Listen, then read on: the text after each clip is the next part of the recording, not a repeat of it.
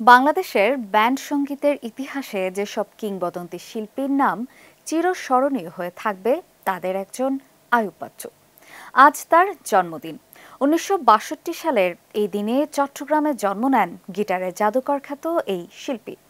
২০১৮ সালের ১৮ অক্টোবর হঠাৎ ভক্তদের কাঁদিয়ে চলে যান না ফেরার দেশে। বেঁচে থাকলে আজ ৬৩ বছরে পা রাখতেন এই রকস্টার।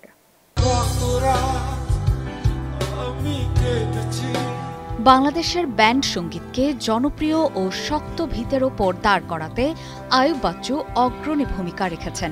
ব্যান্ড এলআরবি প্রতিষ্ঠা করে তিনি উপহার দিয়েছেন অসংখ্য জনপ্রিয় গান। তার হাত ধরেই তরুণ প্রজন্মের মধ্যে ব্যান্ড সংগীত এক নতুন মাত্রা পায়।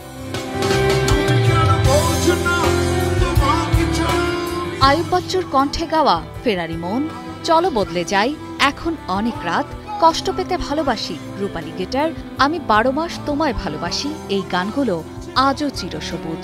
আইয়ুব বাচ্চু আজ যেমন কয়েক প্রজন্মের অনুপ্রেরণা, আগামী প্রজন্ম নিশ্চয়ই তাকে শুনবে, মূল্যায়ন করবে।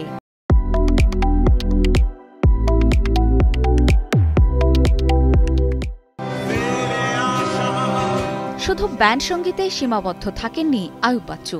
আধুনিক গান, লোকসঙ্গীত কিংবা চলচ্চিত্রের গান সবখানেই রেখেছেন নিজের স্বাক্ষর। ছিলেন একাধারে গায়ক, গীতিকার, সুরকার ও সঙ্গীত পরিচালক। তারকা খ্যাতির শীর্ষে থেকেও আইয়ুব বাচ্চু ছিলেন সাধারণের নাগালের মধ্যে। জীবনের শেষ দিন পর্যন্ত তিনি চেয়েছিলেন একজন ভালো মানুষ হয়ে বাঁচতে। তাই তার মৃত্যুর পর শুধু সঙ্গীতাঙ্গন নয়, কেঁদেছিল পুরো জাতি। অনুরাগীদের কাছে তিনি শুধু একজন সঙ্গীত শিল্পী নন, ছিলেন এক জাদুকর, যিনি গিটারের তারে বুনে দিতেন জীবনের গল্প। আজ হাজারো ভক্ত অনুরাগী নানাভাবে স্মরণ করছেন এই গিটার জাদুকরকে। শিল্পী রূপালী গিটার ফেলে চলে গেছেন দূরে, বহু দূরে।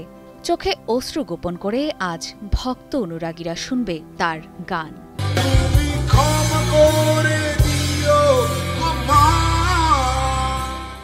অপর্ণা বর্ষা, কালের কণ্ঠ।